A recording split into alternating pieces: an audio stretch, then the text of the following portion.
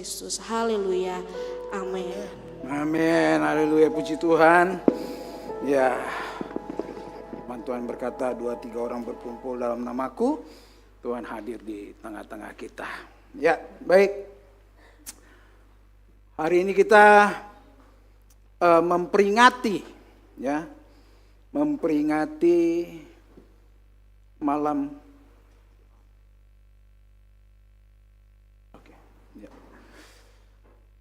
kita memperingati hari Pantekosta, pencurahan Roh Kudus dalam kehidupan kita sebagai umat manusia, apalagi kita orang Kristen. Bapak Ibu Saudara, kita akan belajar tentang apa itu Pantekosta. Ya, bukan berarti orang yang mengadakan 10 malam kita bilang, oh ngapain lagi gitu ya. Terus orang yang mengadakan 10 malam terus menghakimi orang yang tidak mengadakan 10 malam juga sama-sama salahnya. Ya, tapi mari kita belajar apa yang Alkitab katakan tentang hari Pentakosta. Ya, nah hari ini kita akan belajar arsitektur dari apa kegerakan Pentakosta. Kita baca dulu di Kisah Para Rasul 2 ayat 1 sampai dengan ketiga. Ya. Ketika tiba hari Pentakosta, semua orang percaya berkumpul di satu tempat. Tiba-tiba turunlah dari langit suatu bunyi seperti tiupan angin keras yang memenuhi seluruh rumah di mana mereka duduk, dan tampaklah kepada mereka lidah-lidah seperti nyala api yang bertebaran dan hinggap pada mereka masing-masing. Ya, ini suatu peristiwa Roh Kudus pertama kali dicurahkan, dan itu adalah hari Pentakosta. Ya, yang perlu kita ketahui, hari Pentakosta itu bukan hanya pada saat Kisah Para Rasul ini dicatat. Nanti kita akan belajar. Nah, kalau Bapak Ibu perhatikan di logo GPDI menggunakan bahasa Pantekosta. Bukan Pentakosta, tapi Pantekosta. Jadi ada yang pernah diskusi, GPDI itu ngomong Pentakosta aja salah katanya. Kenapa pakai Pantekosta? Emang di Alkitab ada kah Pantekosta? Ya, nah ini perlu dijelaskan. Sebenarnya sama saja, bedanya karena kita yang datang menginjili kegerakan Pantekosta di Indonesia orang Belanda. Orang Belanda itu tulisannya Pantekosta. Jadi kalau ada yang bilang GPD aja kasih nama aja enggak sesuai Alkitab, itu salah. Ya, kita mengambil dari terjemahan bahasa Belanda. Karena orang Belanda yang membawa kegerakan Pantekosta di Indonesia. Ya, itu yang perlu kita tahu. Nah, berikutnya Pantekosta awal, ya, Pantekosta awal itu sudah terjadi zaman Perjanjian Lama. Bangsa Yahudi sudah merayakan hari Pantekosta. Ada 7 hari besar orang Yahudi. Yang keempat adalah hari raya Pantekosta. Ya, hari raya Pantekosta. Nah, kalau digambarkan di kaki Dian, dia berada di pusat, di tengah. Dia nggak bercabang. Kalau kita lihat gambarnya 1 nyambung ke 7, 2 ke 6, 3 ke 5. Tapi sumber kekuatannya ada di lilin nomor 4. Ini perayaan Pantekosta orang Yahudi. Sudah terjadi zaman Perjanjian Lama. Nah, kenapa orang Yahudi suka dengan angka 7? Ya, Bapak Ibu perlu tahu, hari Pantekosta itu adalah hari ke-50. Hari ke-50 itu dari 7 kali 7 sabat tambah 1 hari. Jadi setiap orang yang diperbudak pada zaman itu, setiap 50 hari mereka dibebaskan. Itu hitungan Pantekosta. 7 kali 7 sabat tambah 1 hari. Ya, kalau kita bicara Sabat, kita bicara 1 minggu Tuhan menciptakan langit dan bumi. 1 minggu menciptakan langit dan bumi. Ya. Bahasa Pentakosta itu bahasa Yunani. Bahasa Ibraninya adalah Shavuot. Shavuot. Ya, dikenal juga sebagai Hakmatan Torah. Hari pemberian kitab Taurat. Ya. Jadi hari Pentakosta bukanlah sekedar peristiwa kebetulan, melainkan perhitungan profetik yang presisi sejak perjanjian lama. Ya, tadi saya sudah jelaskan ada kalender 7 hari raya Israel. Yang pertama Paskah, yang kedua roti tidak beragi, yang ketiga buah sulung, yang keempat hari Pentakosta, yang kelima peniupan serunai, yang keenam hari perdamaian, dan yang ketujuh adalah perayaan Tabernakel. Itu sebabnya kenapa kita ibadah hari Minggu, kenapa enggak hari Sabat. Saya pernah berdiskusi sama teman-teman dari Advent. Ya, kan di perjanjian lama di Tabernakel Tuhan itu sudah ibadah Sabat itu Sabtu. Kenapa kalian ibadah hari Minggu? Ya, berdebat lagi mana benar mana salah. Ya, tapi saya lebih memilih kenapa kita belajar kenapa ibadah hari Minggu. Ibadah hari Minggu ditetapkan oleh perjanjian lama. Hari Minggu itu adalah hari pembebasan. Nah, kalau kita bicara perjanjian baru, hari Minggu itu adalah hari kebangkitan Kristus. Ya, jadi tidak usah diperdebatkan. Kita juga ada ibadah hari Sabtu. Hari ini kita ibadah hari Sabtu. Kita ini ibadah hari Sabat. Teman-teman di pemuda ibadah hari Sabtu, ya juga hari Sabat gitu. Jadi tidak usah diperdebatkan mau Sabtu mau Minggu gitu ya. Yang jelas kita menyembah Tuhan yang sama. Tapi karena kita gereja Pentakosta, kita percaya ibadah raya kita adalah hari Minggu. Dasarnya adalah ini. Ya, 7 kali 7 Sabat tambah 1 hari. Hari ke-50 itu bertepatan dengan hari Minggu. Ya, itu dasarnya. Ya. Kita berdasarkan kebangkitan Kristus terjadi pada hari Minggu. Nah, karena 1 Korintus 15 ayat ke-14, tetapi andai kata Kristus tidak dibangkitkan, maka sia-sialah pemberitaan kami dan sia-sialah juga kepercayaan kamu. Ya, jadi kalau kita bicara karya salib tanpa kebangkitan, maka kepercayaan kita akan sia-sia. Itu sebabnya kita beribadah hari Minggu dan besok kita merayakan hari Pentakosta. Ya. Nah, di perjanjian lama dan perjanjian baru itu bicara tentang perjanjian lama, bicara tentang tipologi namanya. Tipologi itu bayangan. Ya, tipologi itu bayangan. Perjanjian baru bicara tentang penggenapan. Ya. Tipologi perjanjian lama lokasinya ada di padang gurun di Gunung Sinai. Itu lokasinya, perjanjian lama. Peristiwanya pemberian hukum Taurat. Jadi waktu Musa naik ke Gunung Sinai, dia ketemu Tuhan, tapi dia tidak melihat wajah Tuhan, dia diberikan hukum Taurat. Tanda mujizat yang terjadi pada saat itu adalah suara Allah terbagi dalam 70 bahasa agar didengar seluruh bangsa. Itu tercatat di tradisi Semut Raba 5 ayat 9 dari kitab Yahudi. Jadi Pentakosta pertama kali itu di Gunung Sinai waktu Musa menerima hukum Taurat.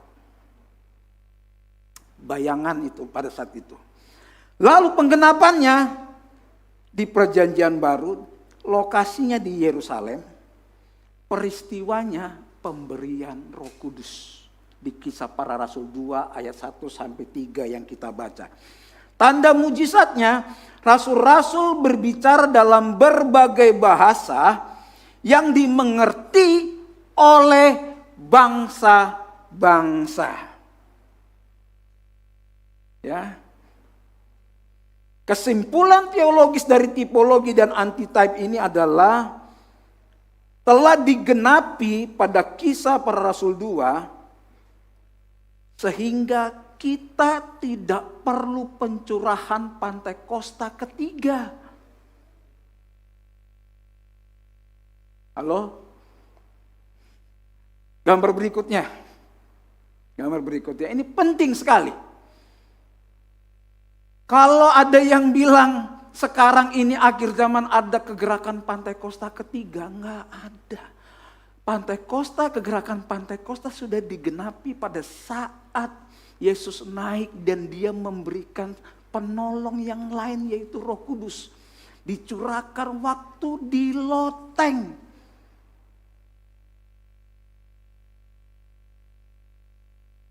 Hari-hari ini bahkan kita sedang menunggu katanya Pantekosta keempat lagi.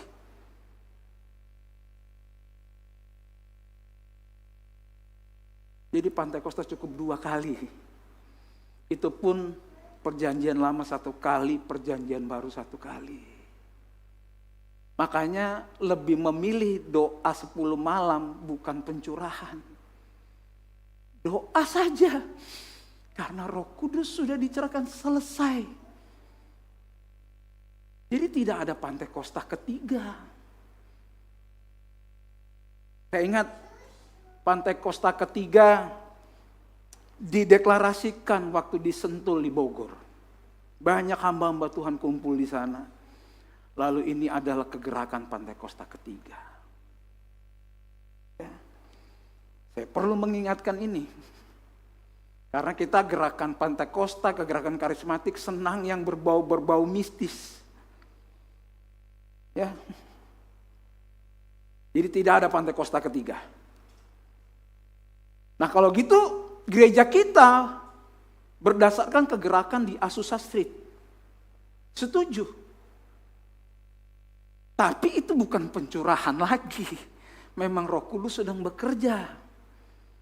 Orang yang ikut di sana, terus mereka terbakar lagi mengobarkan api Injil kemana-mana dengan kegerakan Pantekosta. Ya. Nah, perlu kita ketahui, setiap kali bangsa Yahudi merayakan Pantekosta, mereka selalu baca kitab Rut. Mereka harus baca kitab Rut itu. Setiap hari ke-50 hari Pantekosta, mereka wajib baca kitab Rut. Kenapa mereka baca kitab Rut? Ya. Rut bicara tentang seorang perempuan. Ya. Seorang perempuan yang gagal. Seorang perempuan yang seorang janda dia miskin, ditulis di Alkitab, dia nggak punya keturunan, gitu. Lalu hidupnya mengembara kemana-mana, lalu dia ketemu Boas.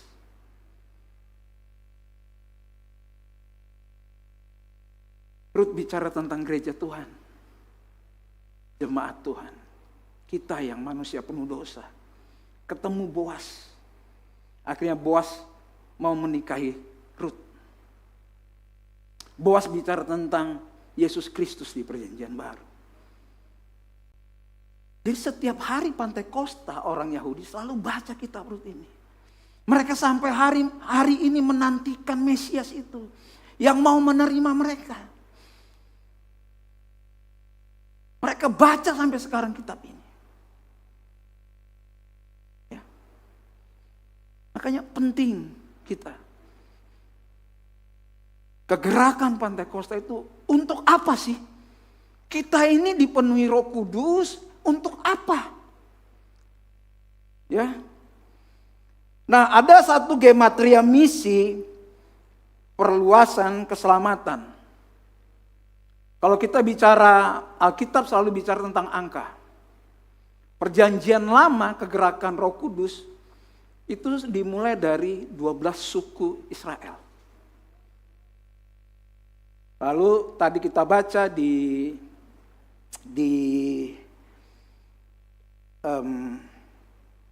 kitab Keluaran tadi sempat muncul itu, ya. Terus kita sempat tadi mendengar ada 70 bahasa yang baru, ya. Lalu penggenapan di perjanjian baru, Tuhan Yesus mengangkat inner circle-nya juga 12 rasul. Setelah Tuhan Yesus mengangkat 12 rasul, baru Tuhan Yesus mengangkat lagi 70 murid. Jadi Alkitab itu dari perjanjian lama sampai perjanjian baru ada kesamaannya. Hanya beda kondisinya saja. Ya. Kisah para Rasul 1 ayat 8 yang kita baca di fotum tadi, memperluas anugerah dari Israel meluas hingga ke ujung bumi, termasuk bangsa non-Yahudi. Kita bicara Rut tadi, Rut itu disebut Goyim, bangsa kafir non-Yahudi, yang tidak boleh mereka terima. Orang Yahudi gak boleh kawin campur. Goyim. Sebabnya dari Kisah Para Rasul 1 ayat 8, akhirnya kita bisa mengerti Injil. Ya. Kisah cinta penebusan Rut dan Boas itu disebutkan kisah cinta musim panas. Pentakosta adalah perayaan musim panas di mana tradisi Yahudi selalu membaca kitab Rut. Boas disebut Goel, sang penebus, mewakili Kristus, menunjukkan hesed, kasih yang tanpa syarat. Ya. Rut bicara tentang Goim, janda Moab, mewakili gereja, orang asing yang secara hukum Taurat dilarang masuk jemaat, Ulangan 23 ayat 3, namun ditebus oleh anugerah. Itu sebabnya gereja kita hanya itu adalah hesed, kasih karunia Tuhan. Kita akan selalu bergerak dari sini. Kenapa? Kenapa Rut harus dinikahi Boas? Ternyata dari keturunan Rut inilah lahir Obed. Dari Obed lahirlah Isai. Dari Isai lahirlah Daud.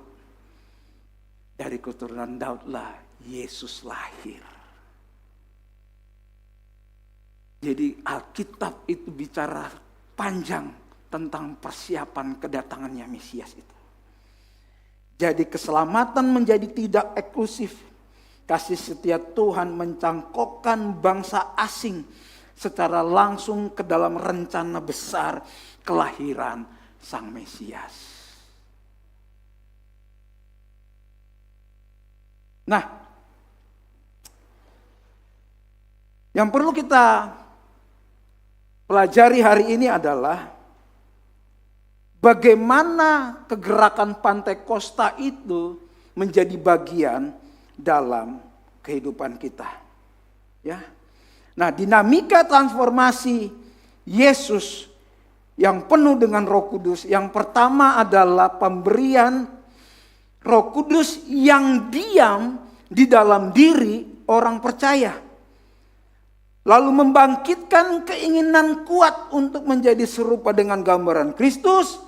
Lalu mentransformasi progresif setiap hari, membuang tabiat dosa kita. Nah, ada beberapa teks tapi saya lewatkan aja. Kita akan baca kembali di Kisah Para Rasul 1 ayat yang ke-8. Ya. Tetapi kamu akan menerima kuasa kalau Roh Kudus turun ke atas kamu, dan kamu akan menjadi saksi, bukan sakti ya Bapak Ibu. Menjadi saksi di Yerusalem, di seluruh Yudea dan Samaria, dan sampai ke ujung bumi. Nah, hari ini kita melihat paradigma kegerakan Pantekosta dan karismatik modern. Kegerakan Pantekosta, karismatik modern. Gereja masa kini seringkali mereduksi karunia Roh Kudus menjadi sebuah template supranatural yang sempit. Pertama, tentang bahasa roh. Bahasa roh sebagai bukti mutlak. Jadi kalau kita tidak bisa bahasa roh, kita akan binasa. Kita tidak diselamatkan katanya. Kalau kita tidak bisa berbahasa roh.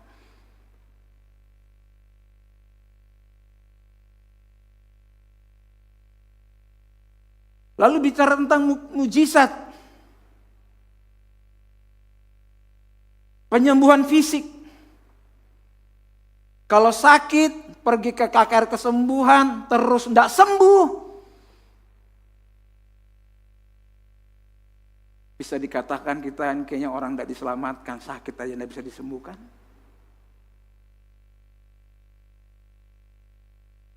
Lalu bernubuat di atas panggung KKR. Waduh. Bernubuat apa? Bernubuat ini nanti 2027 nanti begini. Memberi ketakutan. Yang terjadi adalah bahaya manipulasi. Tuntutan untuk selalu tampil supranatural. Jadi kalau Roh Kudus bekerja itu harus supranatural. Menggelepak-gelepak, teriak-teriak.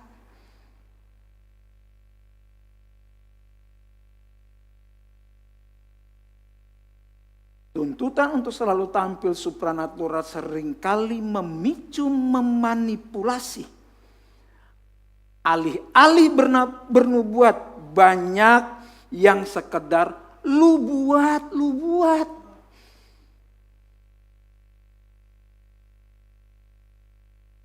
Memalsukan manifestasi agar terlihat rohani.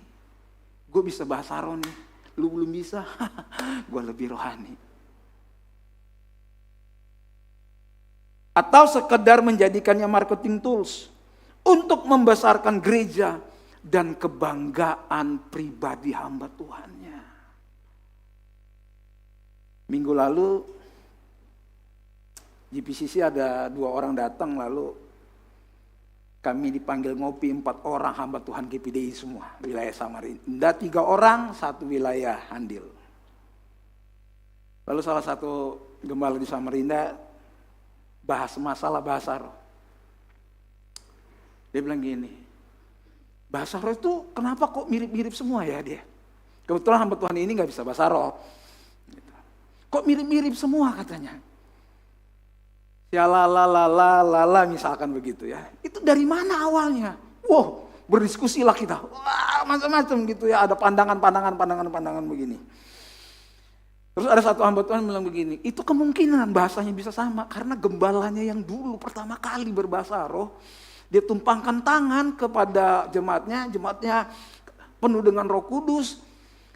Terus kemungkinan besar itu sama bahasanya. Jadi satu gereja bahasa rohnya sama semua. Gitu. Terus saya bilang, oh ya puji Tuhannya di Hoax sudah agak banyak berkurang sudah 2 tahun ini untuk WL-WL-nya berbahasa roh, saya bilang.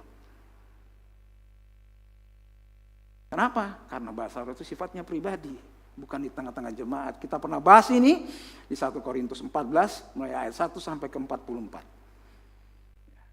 Rasul Paulus bilang, sebaiknya jikalau dalam satu pertemuan jemaat, hanya 1 sampai 3 orang saja yang berbahasa roh.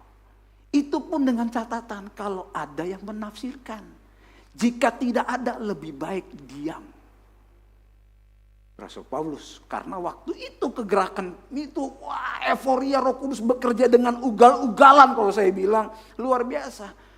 Tapi ternyata ada yang memanfaatkan itu. Ya. Mari saya bilang ini, saya tidak melarang kita berbahasa roh, tidak. Itu karunia Tuhan. Alkitab mencatat karunia Roh Kudus adalah dengan berbahasa roh. Tapi bukan berarti rame-rame, 1, 2, 3, mari kita rame-rame. Itu Alkitab nggak mencatat begitu. Malah jangan rame-rame. Ya. Saya ingat 3 tahun lalu, salah satu hamba Tuhan cukup terkenal 3 tahun pertama lalu bikin KKR di convention. Dan kebetulan waktu itu mahasiswa saya hampir 2 kelas pergi ikut. Dan mereka rata-rata orang Buddha. Lalu gembala itu hamba Tuhan bilang gini, siapa yang rindu berbahasa roh, angkat tangan banyak. Dia hitung 1, 2, 3 penuh semua bahasa roh. Wah, rame berbahasa roh. Ya kan? Nah, mereka yang Buddha ini kan nggak ngerti. Terus hamba Tuhannya bertanya lagi kedua kali. Yang belum berbahasa roh, belum bisa lagi berbahasa roh, angkat tangan lagi. Yang sudah turun tangan, mereka angkat tangan lagi. Dihitung lagi, 1, 2, 3, buang. Belum dapat mereka. Ditanya lagi, siapa yang belum dapat? Bisa bahasa roh. Kali ketiga, ini kali ketiga. Roh Kudus akan dicurahkan. 1, 2, 3, bong. Mereka cerita sama saya, karena kita malu angkat tangan, udah kita ngomong ngawur aja. Astaga. Jadi permainan bahas di kelas itu, Bapak Ibu Saudara. Sampai sekarang mukanya saya masih ingat, namanya saya masih ingat mukanya. Jadi kami Pak, hawa aja. Gimana?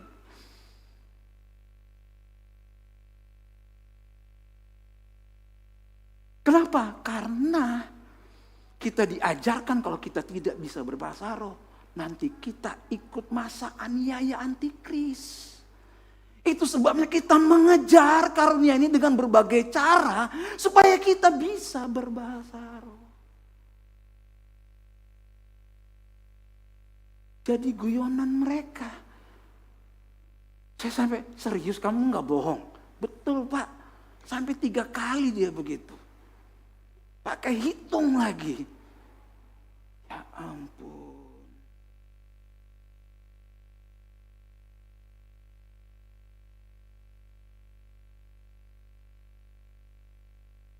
Nah, di dalam perjanjian lama kita akan belajar siapakah sosok yang disebut pertama kali dalam Alkitab sebagai orang yang dipenuhi dengan Roh Allah.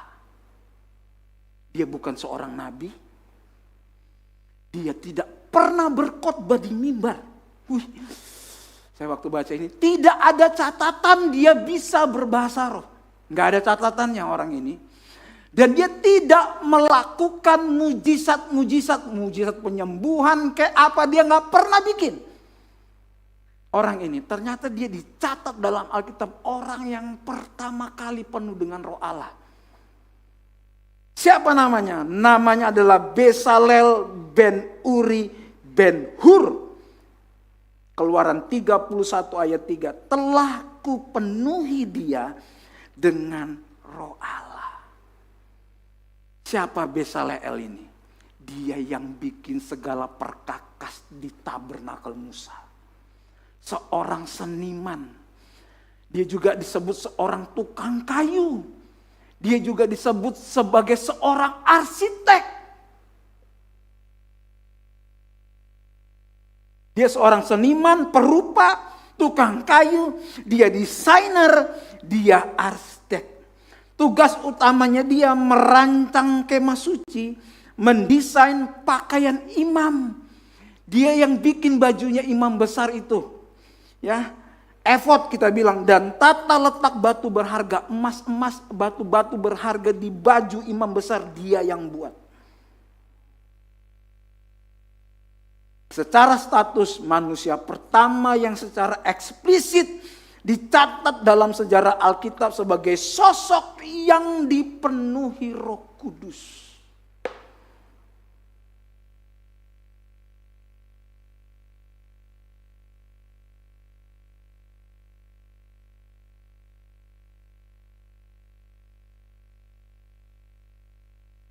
Dia nggak berkhotbah. Dia bukan hamba Tuhan, dia bukan nabi. Dia gak pernah bikin mujizat sembuh-sembuh, gak pernah. Tapi dia orang yang pertama kali dipenuhi Roh Kudus. Dia punya tugas untuk bangun, bikin perkakas dan baju imam besar.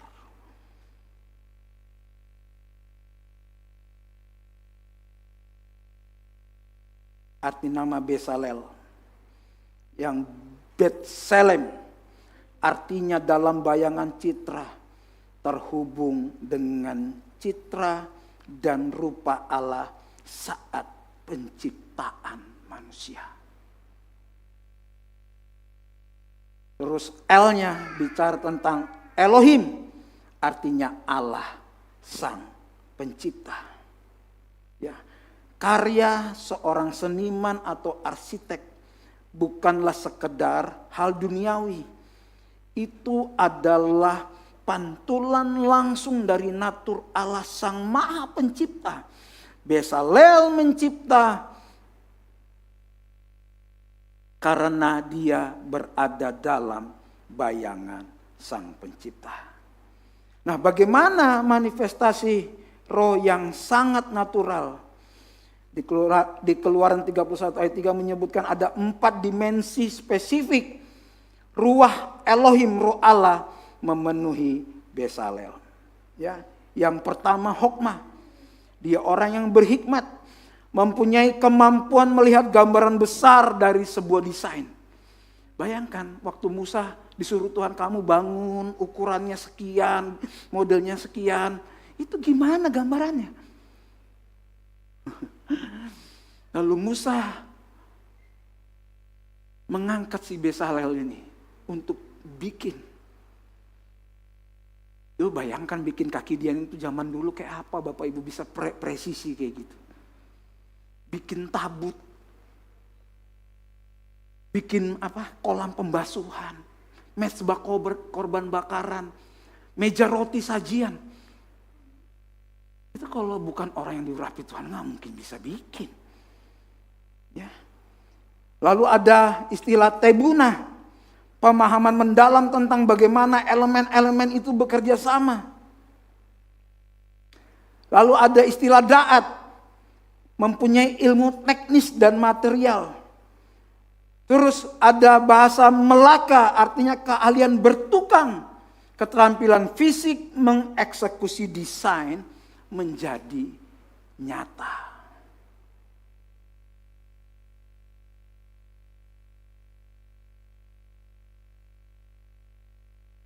Mari kita bandingkan dua paradigma Pantekosta spiritual hari-hari ini. Yang pertama manifestasi panggung modern. Fokus utamanya adalah supranatural, instan, atraksi, panggung KKR. Bukti kepenuhan berbahasa roh, nubuat, fenomena fisik. Motivasi akhir seringkali menjadi marketing tools gereja atau kebanggaan hamba Tuhan. Gambar berikutnya coba tolong. Ya. Bagaimana dengan manifestasi secara presisi Alkitabiah? Ya. Fokus utamanya adalah karya praktis, detail, dan proses yang sangat natural. Ya. Buktinya adalah integritas karya, pemecahan masalah spesial, desain bangunan yang kokoh. Ya. Motivasi akhirnya membangun wadah fisik kemah suci agar Tuhan dapat berdiam atau bersekinah di tengah-tengah umatnya. Dan yang menjadi bel penting bagi kita semua. Mengapa saat Allah berinkarnasi ke bumi, dia tidak memilih profesi sebagai hakim? Yesus tidak memilih menjadi orang yang berkuasa. Yesus tidak memilih menjadi pengkhotbah yang hebat, yang purna waktu sejak usia muda. Yesus memilih profesi yang persis dengan sosok yang pertama kali dipenuhi Roh Allah. Dia menjadi seorang tukang kayu. Jadi perjanjian lama bicara tentang tipologi, tentang Mesias. Perjanjian baru adalah penggenapan. Yesus adalah arsitek kehidupan kita.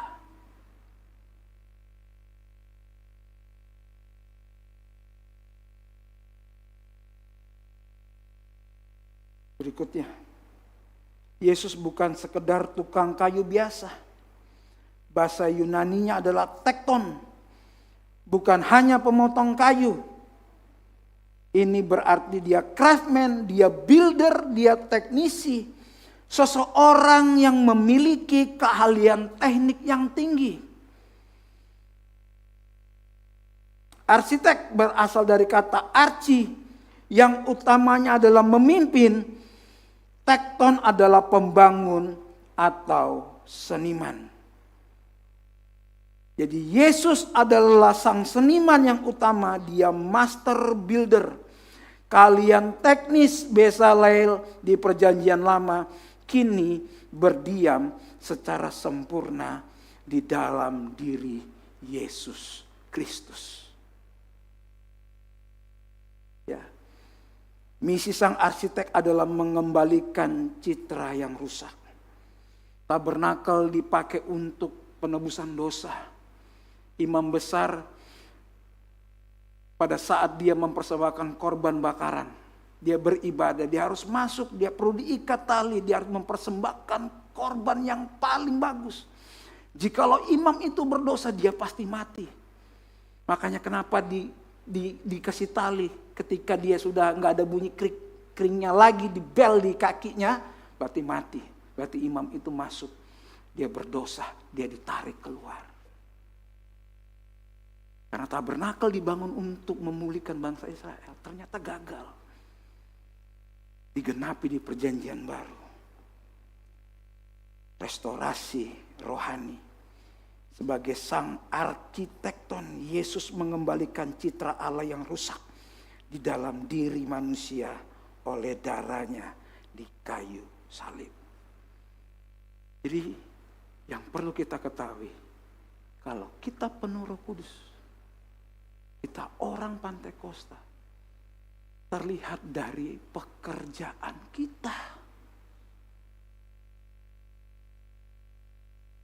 Dilihat dari bagaimana tanggung jawab kita. Apa yang Tuhan percayakan ke dalam tangan kita ini. Jangan sampai kita di gereja sibuk bisa berbahasa roh teriak-teriak. Tapi tanggung jawab kita tidak pernah kerjakan.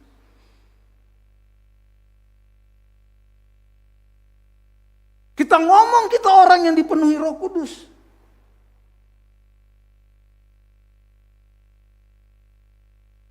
Tapi kita nggak punya karya.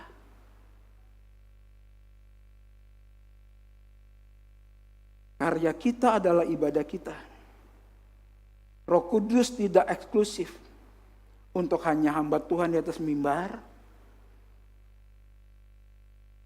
Atau panggilan kita, keunggulan profesional kita sebagai arsitek, desainer, apapun yang ditugaskan Tuhan dalam kehidupan kita, itu adalah bukti kepenuhan Roh Allah dalam kehidupan kita. Jadi kehadiran Allah nyata di mana ada ciptaan yang jujur, indah dan presisi. Jadilah master builder di bidang kita masing-masing.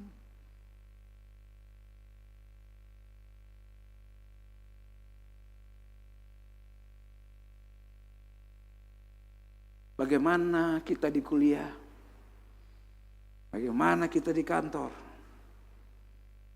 Bagaimana kita di rumah? Bagaimana tanggung jawab yang diberikan dalam kehidupan kita? Apakah kita belajar menjadi master builder? Yang kita bilang kita kepenuhan Roh Kudus.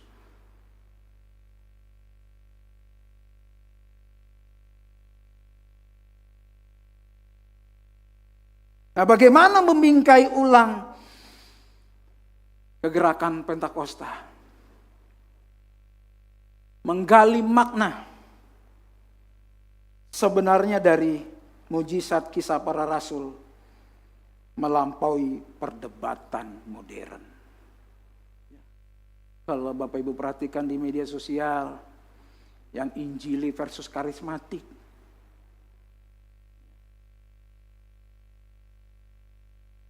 Bahkan saya coba terjemahkan ya berikutnya. Ya, seringkali sikiraba selala diejek sama gerakan Injil. Bahasa apa itu? Lalu orang Pentakosta menjawab, kamu sedang menghina Roh Kudus.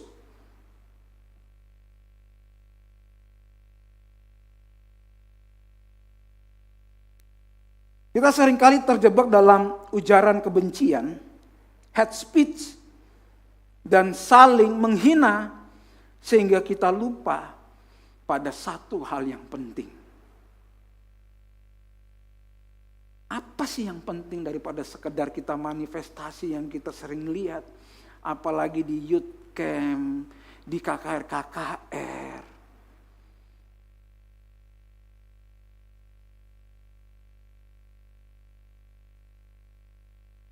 Apa yang menjadi akar kebingungan di gereja modern sekarang? Kita lupa untuk melihat apa yang sebenarnya dikatakan oleh teks. Ya.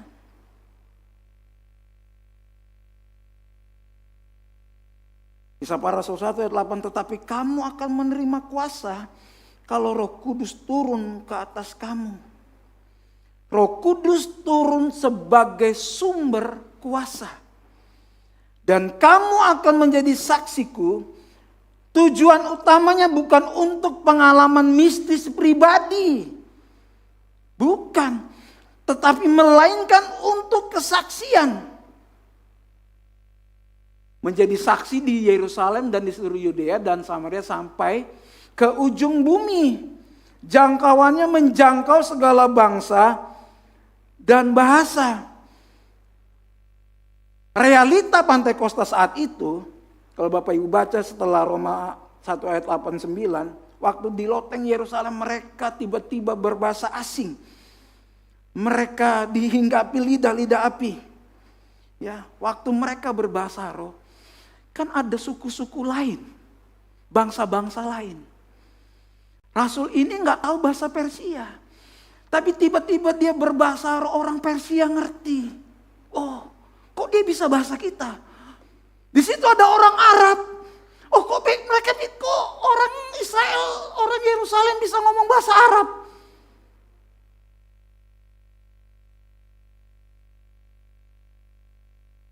Para peziarah dari berbagai daerah berkumpul di Yerusalem. Mereka memiliki bahasa daerah yang berbeda-beda.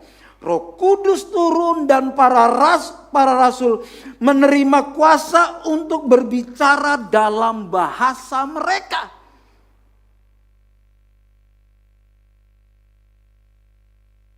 Apa yang mau disuruh saksikan sama Yesus? Dan jangan lupa konteks kisah para rasul ini. Mereka adalah saksi melihat Yesus naik ke sorga.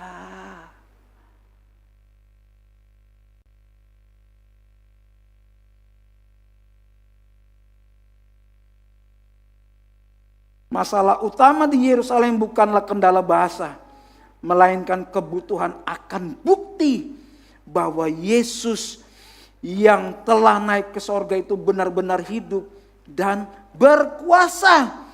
Kesaksian membutuhkan medium yang dapat dipahami. Mereka tanya, di mana Yesus? Saya tidak melihatnya. Bagaimana mungkin saya mempercayakan hidup sepenuhnya kepada Yesus yang tidak ada? Jadi Roh Kudus diberikan untuk menjadi saksi, bilang, "Hei, Yesus yang kita sembah sudah naik ke sorga." Tapi yang terjadi kita sibuk ahli bahasa.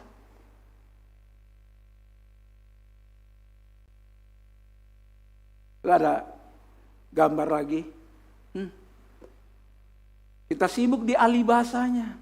Fenomena permukaan. Lalu fungsinya mengadakan mujizat-mujizat. Tidak salah, Tuhan Yesus mengadakan mujizat. Tapi ingat enggak, waktu Tuhan Yesus mengadakan mujizat memberi makan 5.000 orang dengan 5 roti dan 2 ekor ikan. Orang-orang berbondong cari Yesus. Tapi setelah itu terjadi mujizat sisa 12 bakul. Tuhan Yesus bilang apa? "Makananku ialah melakukan kehendak Allah." Pergi mereka.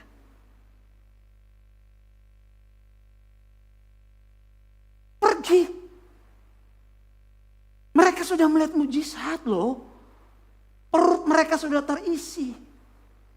Tapi waktu Tuhan bilang, "Makananku ialah melakukan kehendak Bapakku." Oh, mereka pergi. Berapa banyak murid Tuhan Yesus melihat orang disembunyikan, tapi waktu penyalipan mereka kemana?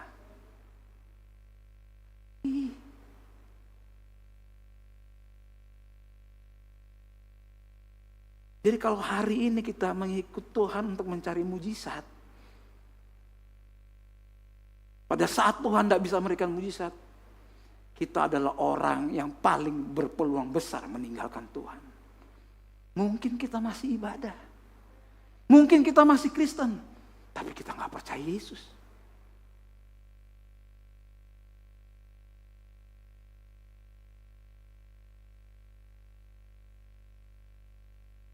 Fokus yang keliru tujuannya membuktikan tingkat spiritualitas seseorang atau kelompok.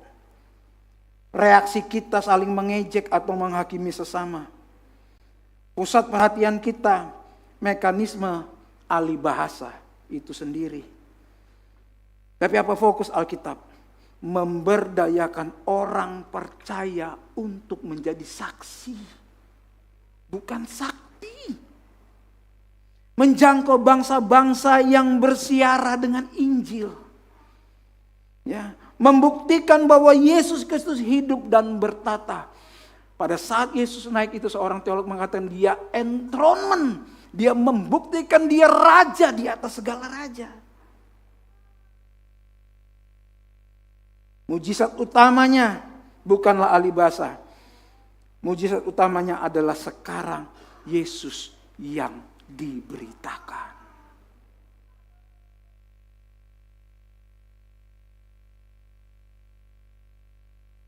Beberapa minggu ini Benny Hinn bikin konferensi Pantai Kosta di Pantai Gading.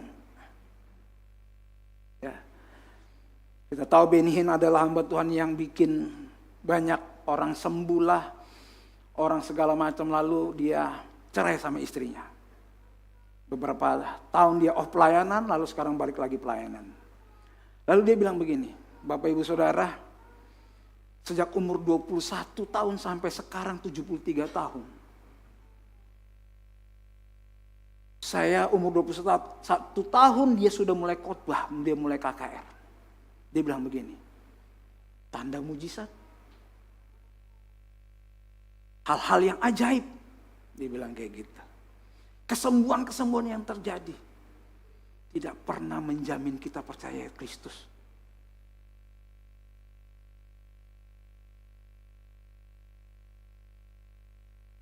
Menjamin tanda-tanda miracle. Kita senangkan dia miracle worker. Dia pembuat keajaiban. Tidak pernah menjamin kita percaya Tuhan. Terus dia bilang gini, yang bisa membuat kita percaya Tuhan cuma satu. Baca itu Alkitab. Alkitab itu seperti benih katanya dia.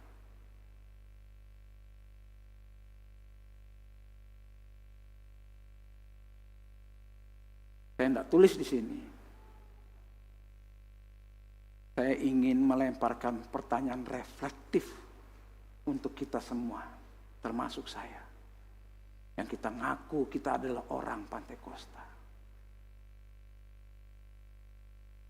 Lebih susah mana? Membuat kita yang suka bohong menjadi jujur.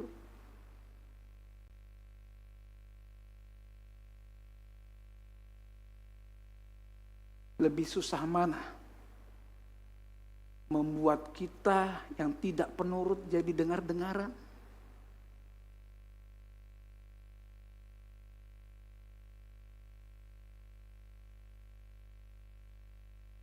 Bagi perokok saja, sulit gak berhenti rokok?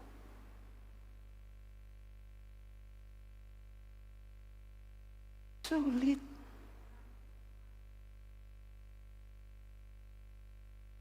Lebih susah mana? Kita sering pikir mujizat terjadi itu harus yang spektakuler. Minggu lalu perenungan bicara tentang kalau kita lahir baru itu harus terjadi hal-hal yang spektakuler kah? Yang dulunya pemarah menjadi tidak pemarah. Yang dulunya pemalas sekarang menjadi rajin. Yang dulunya pelit, suka berkorban. Lebih susah mana? Yang suka datang ibadah terlambat, jadi datang lebih cepat, sulit nggak? Sulit. Bagi beberapa orang.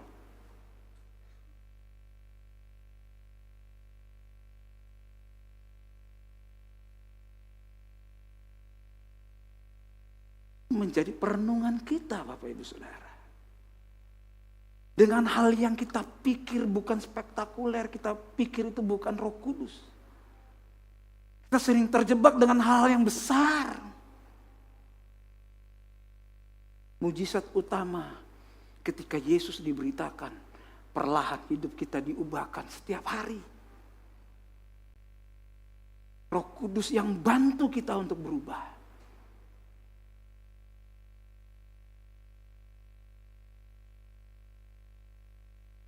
Contoh minggu lalu, keluarga dari Tabang banyak datang kan? Ada acara hari Sabtu sebelumnya, ada tunangan sepupunya istri. Orang Pantekosta rata-rata. Tapi saya mau muntah di sana. Kenapa? Karena asap rokoknya tinggi semua. Tapi ngomongnya firman Tuhan.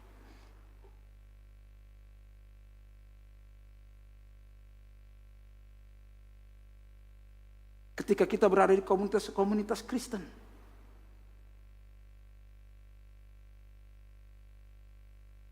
apakah kita sibuk? Kita tidak mengalami keubahan.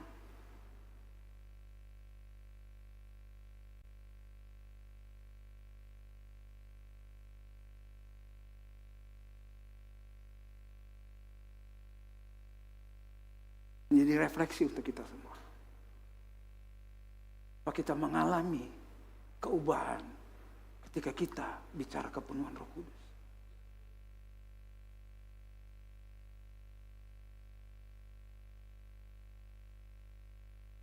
Kita lebih suka mungkin di ibadah nangis-nangis, tapi pulang gak berubah.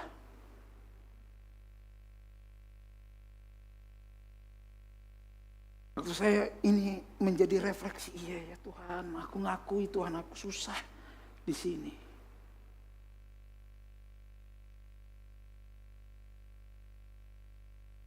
Sulit ini Tuhan, menjadi pergumulan nih.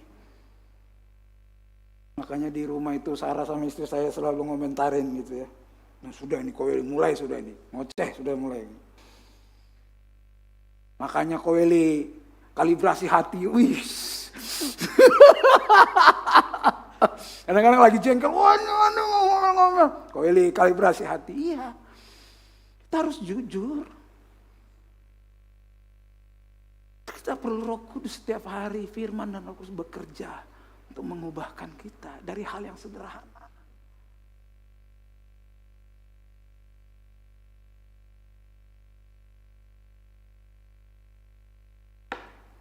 Jadi kita kepenuhan Kristus kita bicara Pantekosta, bicara tentang kemampuan yang Tuhan berikan di dalam kehidupan kita untuk menyelesaikan, bertanggung jawab apa yang Tuhan percayakan dalam tangan kita. Apa yang Tuhan percayakan dalam tangan kita hari-hari ini. Jadilah master builder.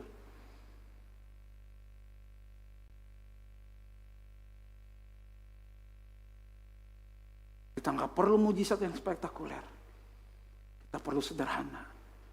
Tiap hari diubahkan karakter kita sedikit demi sedikit menjadi serupa dengan Kristus sampai kita dipanggil nantinya. Kepenuhan Roh Kudus bicara tentang siapa yang kita beritakan.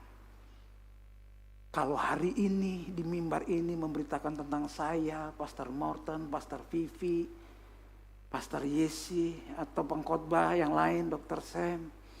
Kalau di mimbar ini bukan Yesus diberitakan, jangan-jangan kita sedang dipenuhi dengan roh yang lain.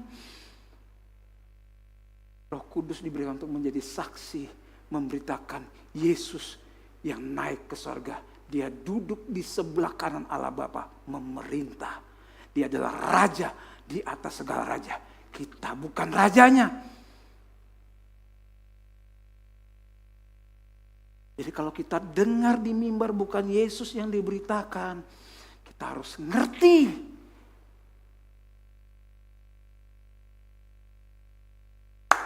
Amin. Firman Tuhan. Tuhan Yesus memberkati. Saya undang pemain musik dan kita langsung tutup ibadah kita. Tuhan Yesus menolong kita semua.